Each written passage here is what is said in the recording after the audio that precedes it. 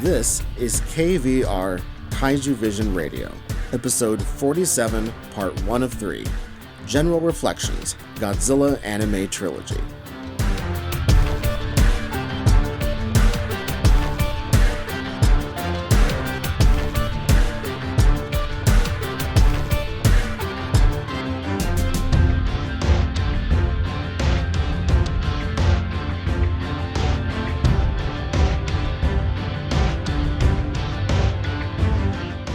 Hello Kaiju and Tokusatsu fans, and welcome to Kaijuvision Radio, a podcast about the appreciation of Kaiju and Tokusatsu movies and discovering their historical and cultural value.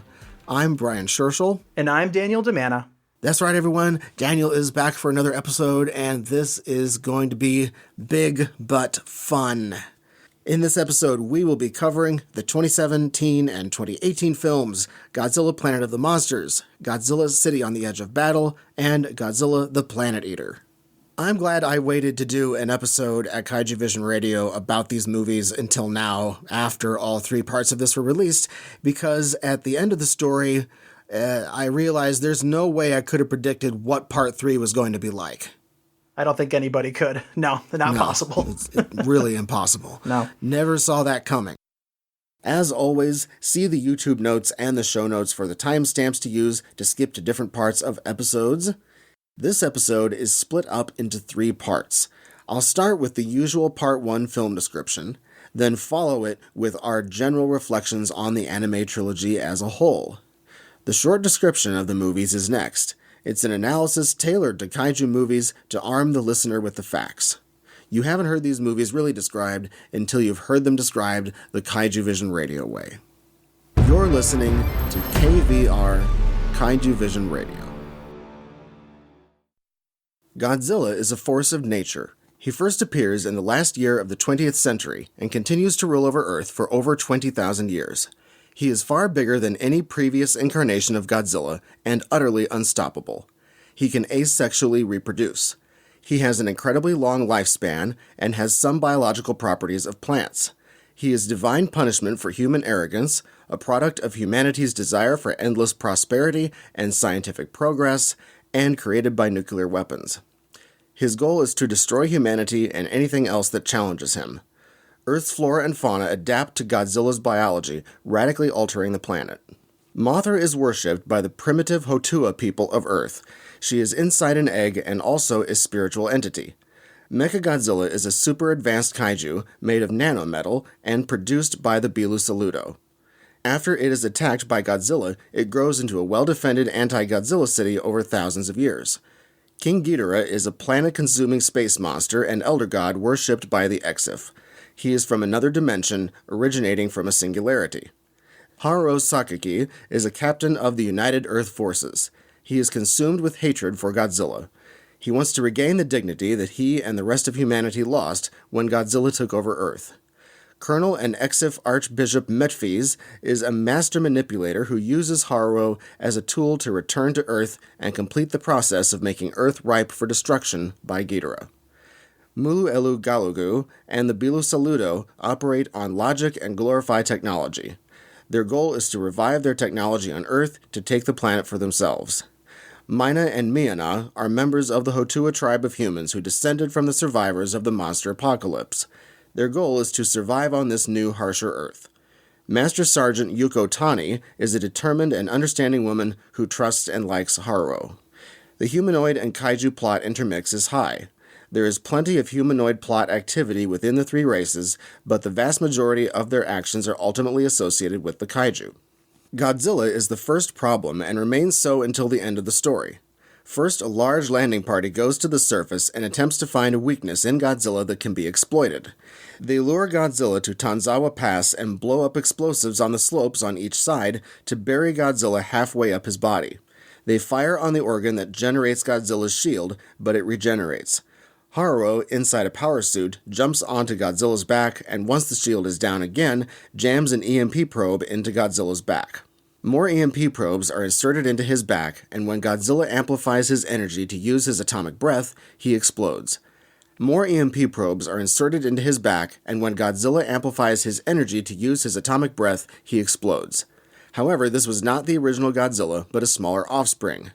The next plan is to use the Mechagodzilla city and the other Bila Saluto technology to kill the much larger Godzilla. They use vultures to guide Godzilla to the city until Godzilla sees it and approaches it. They attempt to trap Godzilla by detonating the ground below him and filling it with nanometal. Weapons fire from the city to destroy some of Godzilla's dorsal plates, disabling his shield. Then they fire EMP harpoons into Godzilla's back to try to make him explode. Instead, Godzilla goes dormant and converts the excess energy to heat, stopping anyone from getting close enough to attack him. When the Bila Saluto reveal their true intentions, the Mechagodzilla city and other Bila Saluto technology become another problem.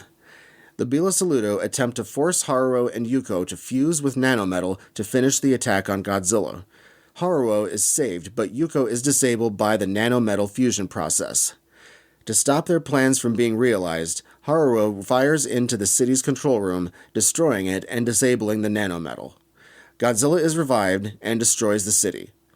The Exif cult grows, and they summon Ghidorah, which becomes another problem.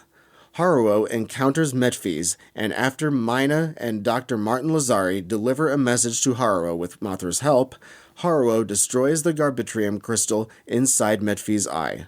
This causes Ghidorah to lose his other dimensional properties, and Godzilla expels Ghidorah from Earth. However, before Metphis dies, he curses Haruo by making him a gateway for Ghidorah to return.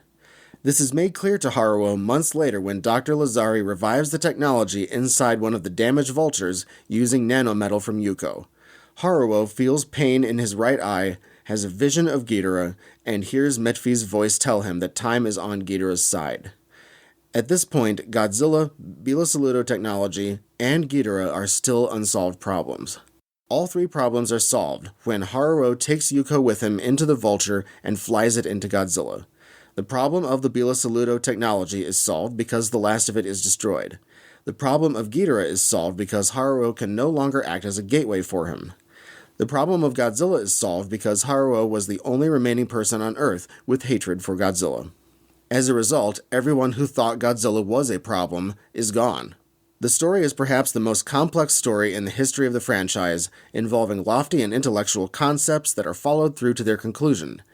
It incorporates significantly altered versions of the Zillions, originally from Invasion of Astro Monster, and the Black Hole Planet 3 aliens, originally from Godzilla vs. Mechagodzilla. Subplots are not as developed, while the focus is on the main story involving the protagonist, Haruo.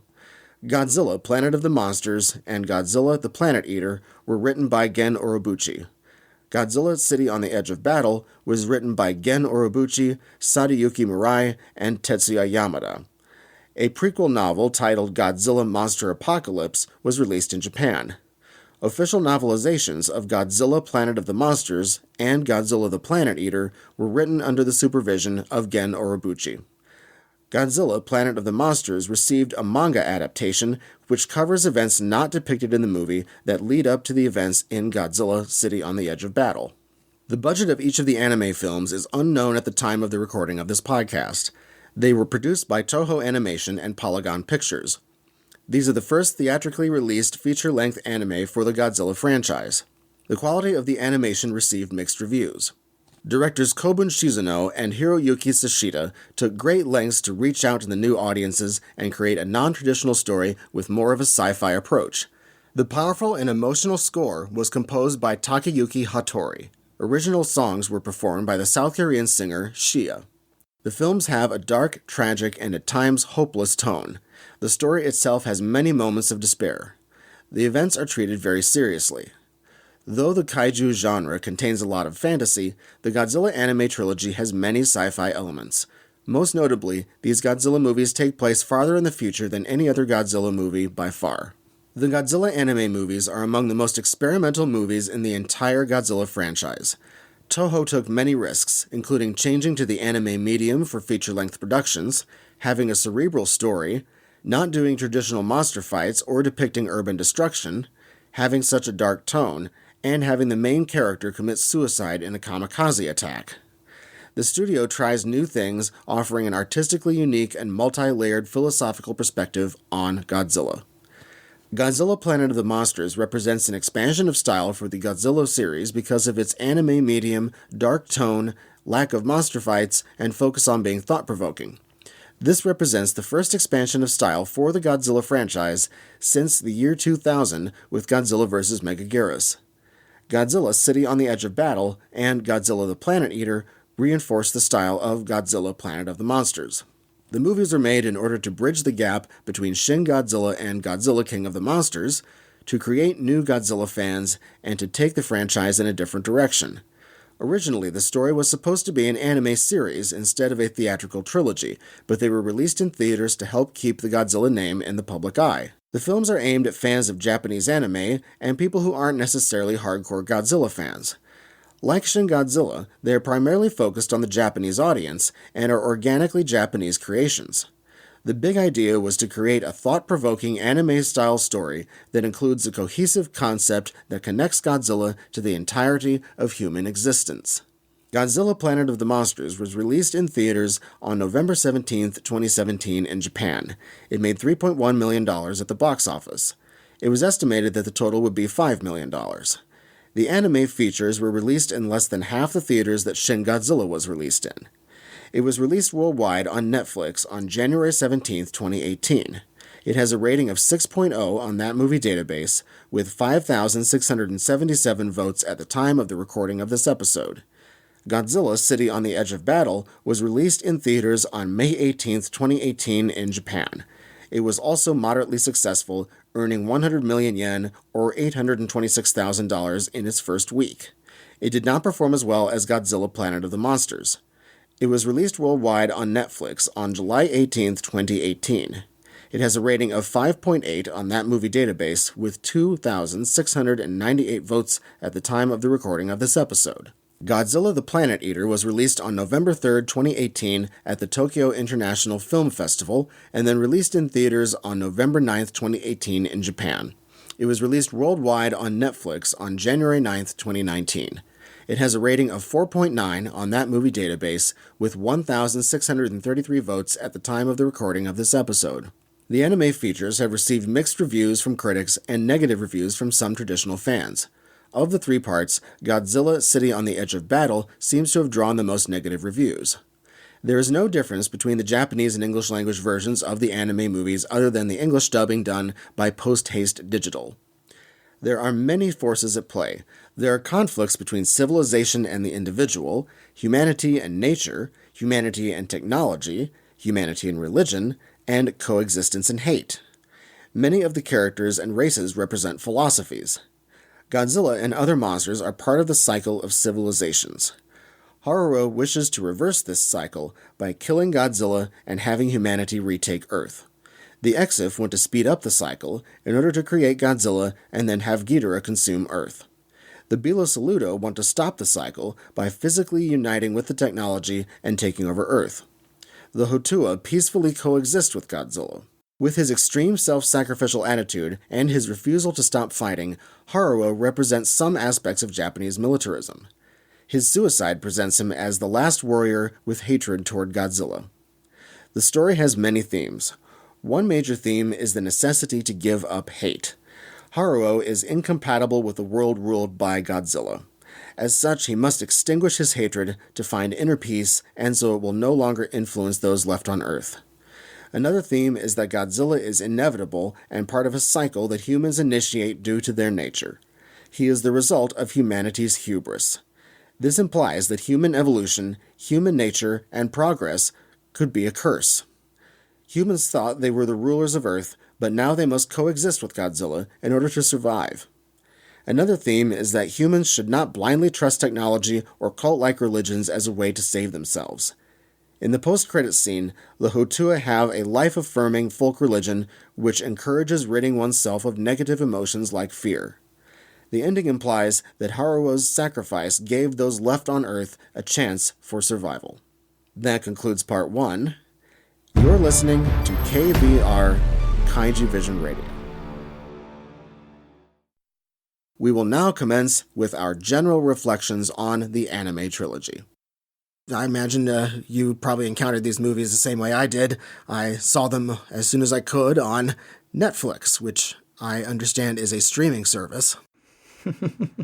Yeah, that's pretty much how I found them too. I followed the hype train on these things from, when the first concept art was teased, and I tried my very best to avoid spoilers because the Japanese theatrical release date was in November of 2017, and then of course Planet of the Monsters dropped January 2018. So I did my best to avoid spoilers, and I remember I was actually so excited to watch it. I actually did not have internet in my apartment at this point. My roommate had just moved out and I was internetless, but I couldn't wait. And so I turned my phone into a mobile hotspot and I streamed this thing at like 3 or 4 in the morning when it dropped in, Eastern time zone, because I was so ready to see it. And of course I watched it and then I got up and went to work. Very, very tired.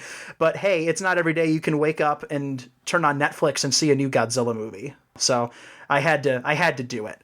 So that's how I saw the first one, and it was kind of weird because I saw Shin Godzilla on opening day in Japan in 2016 when it came out, and so it was weird to be sitting in my living room, watching the next one on my laptop on Netflix. It was a weird kind of a switcheroo, but I was very glad I did because I finished it, and I went to work very excited, and I was like, what does that ending mean? And it was a long wait to get to the second part. And then, of course, the third part just dropped at the time of this recording about 20 days ago, or at the beginning of this month. And so, yeah, I saw them all on Netflix. And I tell you what, it was a fun year following along and being excited for these movies. It felt like it wasn't as long as I thought it was going to be until the next one came out, actually. Because it wasn't like a whole year in between each of these. So that was nice, at least. Yeah.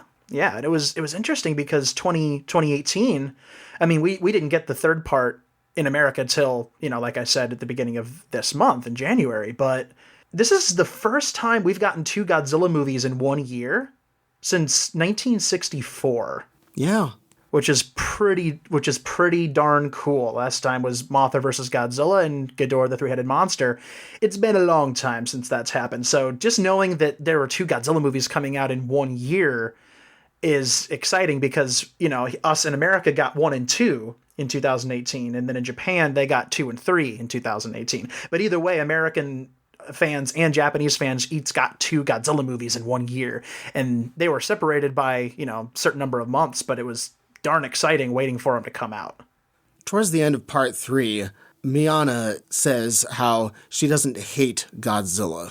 And I think that was interesting. But then I thought, well, that's really the way I would like people to think about these anime movies. Just like, I don't hate it. But when I saw these, I liked part 2 more than part 1. And when I saw part 3, I liked it way more than both parts 1 and 2, just because of the events that occur. I didn't expect it to do what it did, but it was ballsy. No, it absolutely was. It was a very daring trilogy of films as a whole, and it ended on a very, very daring note in the third one. This is a trilogy where I expected very little of anything to happen. I went into these films with zero expectation about what I was going to see or wanted to see. I didn't want to see anything. I wanted to see an anime Godzilla movie, and I got 3 of them. So I have nothing to complain about. I've really, really, just like you, I've enjoyed these movies quite a bit. I really dug Planet of the Monsters quite a bit. For all the flack it got, City on the Edge of Battle, I enjoyed it really, a lot. I loved the daring approach that they took to Mechagodzilla, which we'll talk about later. And then the third one was just mind-blowing and very intelligent, I thought. These films have an interesting philosophy to them that I hope fans will maybe try to learn about a little bit as time goes on. I hope time is friendlier to these films than some fans are being to them right now. And of course, everybody's entitled to their opinion. You don't have to love these movies, but I think they might offer more to talk about and dissect, and especially to think about, than a lot of fans may give them credit for. That's what I think, anyway. Regarding expectations, I'm about the same as you. I didn't really have anything in my head of this is what I think they're going to do or this is what I want to see. I wasn't sure at all. And I didn't really go into speculation because I didn't want to get my hopes up that it was going to be one thing or another thing, because then I was just going to get let down. and I didn't want to set myself up for it. Exactly. But what they ended up doing was so surprising. I don't even know what I had in my head as what I thought they were going to do. What they did was, it works for me. It really is interesting because the characters in this, at least most of these bigger characters in this whole story, one of the complaints was that the characters aren't fleshed out or something like that. It's because these characters represent philosophies. That's a very good way, of saying it. I agree. Because we don't find out about these people's life story as much. Haru, and we don't need to. Do. That's the thing. But yeah, we figure out what he's up to because he's our protagonist. Right. We have to know what motivates him. But other than that, your analysis of each character essentially representing multiple sides. I'd like to say different sides of a coin, but this isn't a two-sided thing. There's multiple angles of these. It's more like a Dungeons and Dragons paradise, where it's got all these different sides. You've got the Exif with their philosophy, the Bila Solida with their philosophy, the humans with their philosophy, and then Haruo with his own a way to approach things, and then some of the individual characters that pop up here and there. I tell you, I wasn't expecting that. When I heard Godzilla anime, I think a lot of people's first thought was, well, now they're going to be unrestricted in what they can show. They're going to show crazy giant monster battles, and they're going to have all these different monsters in there, and it's going to be insane. And I think a lot of people weren't expecting the thinking man's Godzilla anime. You know what I mean? They're shockingly intelligent, and it's not surprising when you consider some of the people that worked on it. A lot of the people that worked on this, if you know their work, you know that they do dive into philosophy and a lot of their stuff. And it was an interesting team to go for, to do a Godzilla story. And just like you said, for me, it worked. I didn't need to see giant monsters, fighting. And again, I love it. You can't go wrong with a good monster battle.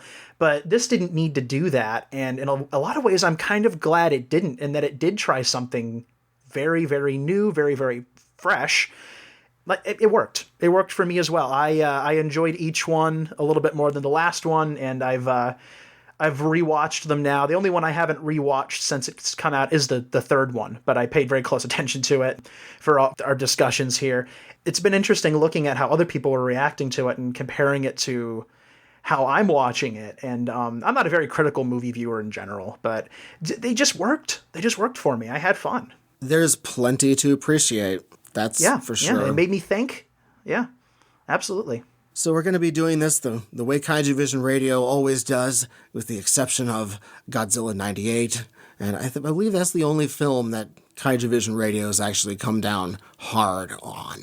It was to express our opinions. Neither of us liked it when we did the episode. And I did do a video of a landfill with garbage being buried and everything during oh my gosh, that's right. But none of these other movies, though, have had a video of a landfill behind them. None of that. I want to mention also these Heisei movies, because the Heisei movies plug into this anime in a rather interesting way. And on the show, we kind of came down about 50-50 on the Heisei movies as a whole. I think the hardest one we came down on was actually Biollante. It's interesting because the Heisei movies, in those episodes, we said how they brought up a lot of ideas, but they didn't really do anything with them.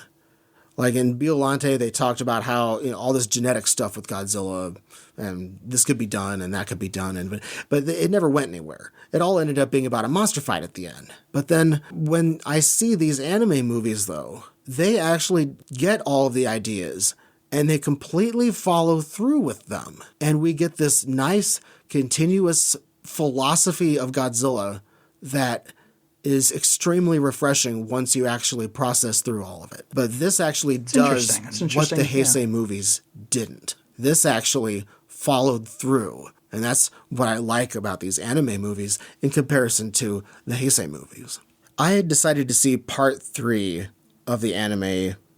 When I saw it one of the times, I turned on the English dubbing. I turned off the subtitles. I was actually, frankly, very impressed at the dubbing and how listening to what is being said in English actually made me understand what was going on in the film more. Reading it and listening to the Japanese, first of all, it's a lot of reading that you have to do in these movies. There's a lot. It is very dialogue heavy, and if you don't speak the language, you're doing a lot of reading. And there were a couple moments I paused the movies on I want to say my first or second viewing, especially in the second one when they're discussing the Bilusalido and their philosophy towards what Mechagodzilla means to them and how they feel like they need to join with it. There was a lot of talking in there. I could definitely see how the dub would help. I mean, the only one of these so far that I have seen dubbed is the first one. I haven't actually seen the dub for part 2 and part 3 yet. My plan is to find a night here coming up soon where I can marathon all 3 of them back to back in English, because I marathoned them in Japanese, and I really want to marathon them in English now, because I really dug the dub for the very first one. I know there are a lot of people that have complained about some of the characters and their voices, but to me, just like you said, there is a certain amount of clarity that comes with watching it in English, and I think it works better for an anime too, because when you're watching something dubbed in live action, there's always a hokiness to it that you really can't get away from, just because of the lip movements and trying to match the phonetics and the vowels, and like dubbing is an art form that it's hard to do it well. You can get great voice actors, like for a lot of the 60s Godzilla films from Teacher Sound had phenomenal voices, and those are some of the best dubs for any movies you'll ever see. But there's always a hokiness that goes along with it. But dubbing for an anime is an entirely different beast. It's not restrained by that. It's not as big of a deal. And listening to Japanese anime in English, I've done plenty of that. And I've survived me too. just fine. I mean, you're exactly right. It's different when it's live action, what's going on. You don't accept it as easily. But I liked the guy who does the voice of Metaphys. He's like veteran actor too, voice actor. He's great. I mean, I haven't seen him do part 2 or 3 yet, but his performance in number 1 was by far my favorite voice performance from that dub. And I really dig the guy who did his voice in the Japanese version too. He's got this kind of high pitched smarminess, but also this kind of calmness to him. But it's not a calming calm; it's a creepy calm. You know what I mean? It's in this guy that they got, and I don't remember his name off the top of my head. The gentleman who did his voice for the dub he nailed it. He was imposing, but in a very quiet way, and sometimes quiet imposing is the scariest imposing. He did a great job. The dub, I really quite like the dub, and to me, like I was saying before, dubbing anime is not the same because you don't have to match vowels in the lip movements, and you don't have to be exactly there. And I feel like there's an art to dubbing anime here in the United States now as opposed to maybe 20, 25 years ago, where there's really an intent on the part of the people who are doing the dubbing and writing the dialogue to translate things as accurately as possible. It's not like back in the old 4Kids days when they would edit the guns out of the goons' hands in Yu-Gi-Oh! Yeah. You know what I mean? And they would change plot lines, and they would edit things out, or sometimes entire episodes or most of episodes would just be straight up deleted and removed. There's an intent now to preserve the original artistic merit of these shows. I think it has a lot to do with the people you get, obviously. It has to do with the script you're given, which was a pretty good translation from the one I saw. And it has to do with taking it seriously. And it has to do with the medium of anime in particular. Yeah, and it feels more like anime listening to the English dub for some reason for me. I think it's either nostalgia or just the way that I've typically heard it. But on Kaijuvision, usually we say listen to the Japanese, read the subtitles.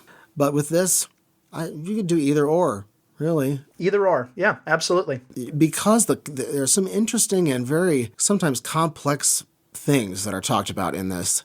It's almost easier to listen to the English explanation of it. I definitely agree. Have it, and actually not have that language barrier, because you want to be able to understand what's going on, at least philosophically, because there's a lot of that going on in this.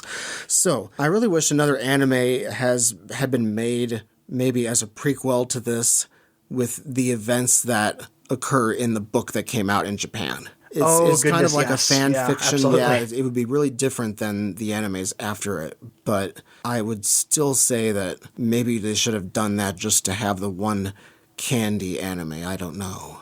But the events in it look really interesting. I'd watch the heck out of it, I thought maybe they should do that. No, the events of the book are just insane. And they do sound like the plot of an anime, that kind of just put into book form. I've been studying those books actually quite extensively for the Godzilla Novelization Project, because one of my side projects on the website is a timeline of all the different Godzilla continuities. And it's crazy because as of this recording right now, the page on my website that gets the most hits is the anime Godzilla timeline. More than any of the novels, by a hair. It is really popular. It gets hits almost all the time. I check it, and I haven't added to it in a while, but it took me a long time to work on cross-referencing, my own translations of the book, and and feeding it through different things and looking what other people were saying, and basically transcribing out in bullet point timeline form all of the events that happened in the the novels, because there's two novels. There's Monster Apocalypse, which came out to promote the first movie, and then Project Mechagodzilla came out to promote the second movie. And there were initially, I believe, plans to do a third one to tie into the third film, but the author of the book kind of lamented that there wasn't a whole lot of timeline space left to work with. And which is sad, because he mentioned, and for those who don't know, that like name a Toho character or a mech, it's in this prequel chunk of the anime story. I think one of the only big monsters that didn't appear was Space Godzilla. Pretty much every other one showed up. It's right down to like flocks of Rodan eating refugees in Africa, and it's craziness. Like man-sized Kamakiras just swarming subways in New York, just crazy stuff. You get to find out about Mothra and where she came from. Batra's in there. Gigan shows up as organic version. It's just nutty stuff. And honest to goodness, if there were to be an adaptation of that as an anime, I could see it doing pretty good. I could see it doing really good, because it seems kind of tailor-made for it. And I think one of the complaints I've seen a lot is the movies weren't as interesting as the books. They should have made the books the anime. And you know what? The books would have made great anime. And maybe they'll do it someday. That'd be cool. But the movies themselves, to me, stand perfectly fine without having to interject any more monster action into that. No. But I'd watch the heck out of an anime series based on the prequel events. Absolutely. Yeah, sure, why not? I'm wondering if the way that these movies were released, maybe they should have released them all at the same time on Netflix. It's an interesting thought. Just have everything on there. I don't know. But I'm trying to think of a way that these could have been released where we would be able to get the whole story more easily. Because these movies are not standalones. No. It's one big movie with 3 parts. Yeah, well said. It's essentially a giant 3-act film. I mean, it's like it's like Kurosawa length if you were to stick them all together. You basically got this giant 4.5, 5 hour, not 5 hour, maybe 4.5 hour or a little less movie that tells one very continuous story. It essentially took a story and one very long movie and stretched it out into 3 parts over the course of a year. It got us from 2016 to 2019. We're here now, and we got 3 Godzilla movies in that time. Like, that's craziness. Yeah, I just feel like I wish that people knew the end of the story easier and sooner, so that they could, I think maybe they would have been a little less harsh on the other 2, because this ending and the 3rd act is so utterly important that considering the other 2 without knowing the end of the story, you're really out in the middle of nowhere. I think people are starting to be kinder to these anime features now that the 3rd one has come out. They've finally gotten the whole story, because the first 2 parts, when you rewatch them after you've seen all 3, the first 2 actually are better, because in the first movie especially, you know what is going on, and you're able to be like, oh, okay, this is what Medphys is doing, where he's engineering all of this stuff going on. At the beginning, in the first movie, I didn't really watch that, because you don't really know what to make of Medphys at the beginning. He's a very... You know that there might be something going on. He's a very ambiguous character. You don't explicitly know. But when you rewatch the first 2, then you're like, oh, okay, I totally see what's going on here. And it just has Yeah. you just have a different feeling watching it the second time. It almost feels like there's more going on, too. It adds to it in a really big way. These movies have like what they say in video game circles, replay value. You know what I mean? You can start again and you can go through it again and you'll pick up something new. What you're saying is absolutely right. The understanding a lot of part 1 and part 2 comes after you've seen the third one. Big time. Mm-hmm. The atmosphere and the mood of the anime series is just, it's doom. It starts out dark and it stays dark. I like the doom. I like the futility of the actions that the humans take. The stories take on the folly of man, the folly of organized religion, the folly of trusting technology too much, how man has failed, how we're stuck in a civilizational cycle and can't get out. And just looking around, the world has never been in the midst of so many unsolvable problems. And this story, I believe, reflects the times. And I like the intensity, I like the darkness of the story, and at least the mood that I've been having over the past couple of years, this anime series really nailed it. It's a very complex and kind of depressing ending. I don't think so, but I think it's a happy ending in a way too. But it's a complex ending for sure. I don't think people were expecting that either. But I do like it. It's just that mood-wise, it might not be everybody's cup of tea. No, I would agree with that. But at the same time, I really appreciate where it's coming from. It transforms over the course of the series too. It starts out with like this apocalyptic feel, and then it just becomes despair living on the ship, and then it becomes the futility of man trying to fight against nature.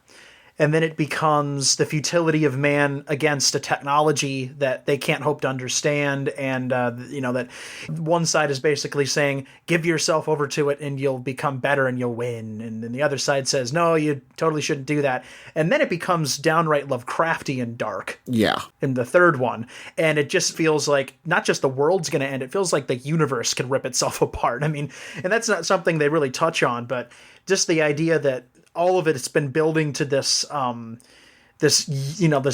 universe opening moment that's going to decide the fate of Godzilla, the characters, the humans, the Hochua, the Bilasaldra, the X of everything. It's all been leading to this moment, and you're not quite sure, like we were saying before, there's no way to predict how this thing was going to end because it is so twisted and dark, just intelligently put together, and it took so many risks. Yeah. Especially in the third one, there's no way. And I appreciated that so much, because if there's one thing going on in a lot of movies these days, it's that nobody's taking risks. And I'm that's not to say I don't enjoy a lot of movies that have come out. I mean, I love to sit down and watch movies. I'm not a very critical person when it comes to movies, but the amount of not taking riskness that's happening right now, and especially in Hollywood, is kind of starting to get a little crippling. It's the play it safe Hollywood era. And I actually said this in a couple episodes of Kaijuvision. I don't remember which episodes, but I said basically that it's like the financial department and the financial advisors at the studio are the ones who are making the decisions.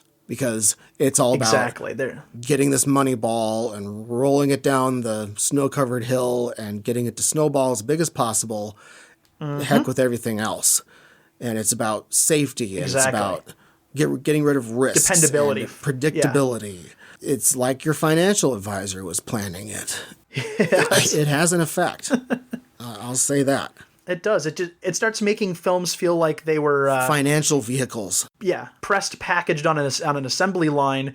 It reminds me a lot of the science of like how certain companies design the colors and the shapes on their billboards based on the human brain. Yeah, like McDonald's is like, well, yellow makes you hungry and red, that kind of thing, but just kind of more by the numbers and less intelligent.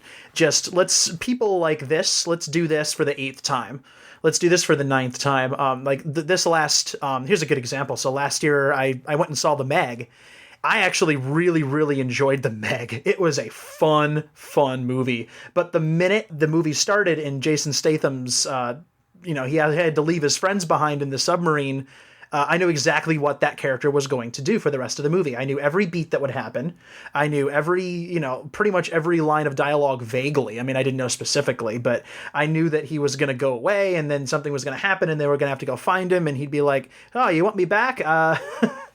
I'm not going to do that. And then they throw the one thing in there that convinces him to come back. And it's the same plot we've seen 1,000 times. And it didn't bother me because, I went to go see a giant shark movie. I don't need Kurosawa levels of sophistication when I'm going to see a giant shark movie. But the fact that I'd seen that plot every movie ever made ever. Yeah. In the last couple of years. Again, it doesn't really, there are people that it really, really bothers them, and that's fine. It didn't bother me because I just wanted to go have fun and watch a movie, and I thoroughly loved the Meg. But it is still a thing, and it is still a problem because it's basically the same beginning of Pacific Rim, if we want to keep it in kaiju terms. I mean, something happens to Raleigh and then they need him back. And so they're like, hey, you want to come back? Nope. Actually, you probably should. And he goes back. So it's the same thing. It's happened 1,000 times. And again, I don't let it bother me. But the fact that I'm seeing the same thing again because it's proven to work, that's where these new Godzilla films these last couple of years, I think, have really shined. And that's like Shin Godzilla did not play it safe. Shin Godzilla, in some ways kept to a formula, but they took some risks in that thing. It paid off in a very, very, big way, money-wise, critically wise. Yeah, and so the idea that Shin Godzilla has emboldened Toho to let people take more risks with a franchise that, could very easily go stale after 34 movies. By the end of 2020, there'll be 36 Godzilla movies. Mm-hmm. That's nuts. And how do you keep that from going stale? Well, you make an anime movie with a philosophical bent to it. Yeah. What an interesting idea. And you make it hard sci-fi, but also philosophical. Lots of risks. Yes. It's really not unheard of for a franchise to subvert expectations every once in a while. Like in just a week ago or so, I did an analysis of the Godzilla movies, and I decided which ones expanded the franchise stylistically. Yeah. Obviously, these anime movies are expansion of style. Planet of the Monsters is the expansion of style, and then it is carried over stylistically in 2 more movies. So that's how that works, because we're breaking new ground.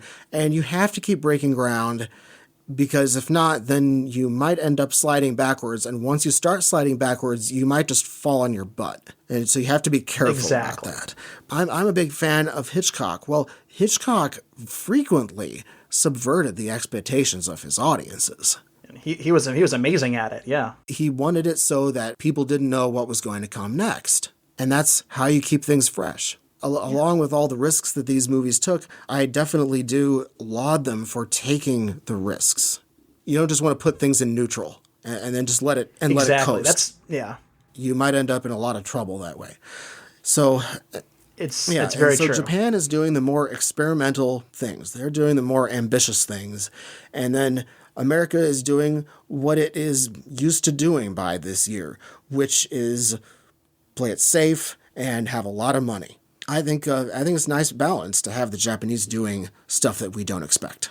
Exactly. I definitely agree with everything in that sentence. It's true. I mean, these films have, and I think that's the thing that's attracted to me to them the most. Honestly, it's the thing that's turned a lot of people off. But for me, the narrative, philosophical, and just like all of the risks that have come about from these films, to me, have really been interesting choices, perhaps none more to me personally than how they handled Mechagodzilla. Talk about an interesting route for Mechagodzilla, because, again, how many movies have we gotten where Godzilla fights a Mechagodzilla? We've gotten 5. Yeah, we've gotten 5 so far, and they each have a different way of approaching it. One's an alien, one's basically a giant tank, and then one of them is a half Godzilla. It's basically a cyborg. And you've got this new one here that's kind of a mixture of all of them, but they don't ever fight traditionally, but they do fight. And the way that they pulled it off, to me, is one of the most interesting things about any of the films. Talk about a risk. And for a lot of people, it just didn't pay off because they wanted to see the monsters bash each other. But if you're gonna stay, and again, I will never deride a Godzilla movie for having a robot hit a monster. I love those movies. But if staying safe and even stale, dare I say stale, is your goal, then that's what you should do. But if you've already got these films where you're doing these amazing things and taking these amazing risks, why not make Mechagodzilla melt and reform into a city and have Godzilla fight a city? Yeah, and there's, of course, a danger of it taking over the entire Earth. Even better. It is basically Godzilla 2.0 in that it's trying to do the same thing Godzilla cells are, which is proliferate across the planet. And does that make it any more dangerous or less dangerous than Godzilla or equal? That's interesting. Yeah. That's fascinating to think about. And all the Mechagodzillas have been beautiful and wonderful in their own ways. You've got the original film and the fact that it's, especially in Terror of Mechagodzilla, where it's being controlled by this girl, and you wonder what that's going to happen. And then you have the life versus artificial life thing from the Heisei films, and then the ethics of using not just a body and DNA, but the soul of a dead creature to fight a living creature, and the ethics that come from that, from the Kiryu films. That's fascinating. And this new Mechagodzilla idea of it basically being a second Godzilla, but technological instead of organic, is just, God, that's just a cool idea. I think that film and the way Mechagodzilla was handled was really let down by the marketing from Toho, who basically said, yes, Godzilla and Mechagodzilla will have the ultimate battle. And it got expectations up high. And when it wasn't two vaguely humanoid kaiju beating up on each other, people were disappointed. And the disappointment kind of clouded an ability to appreciate the uniqueness of the concept. And that's not everyone, of course. And of course, like I said before, you don't have to love Mechagodzilla in the anime films. You don't have to love City on the Edge of Battle, but don't just write it off because it wasn't two monsters beating up on each other. That does a disservice to the creative people involved and an idea that is just ridiculously unique. And whether or not it was pulled off, effectively is up to each viewer, I guess. But for my money, it's one of the more interesting things that they did in this trilogy.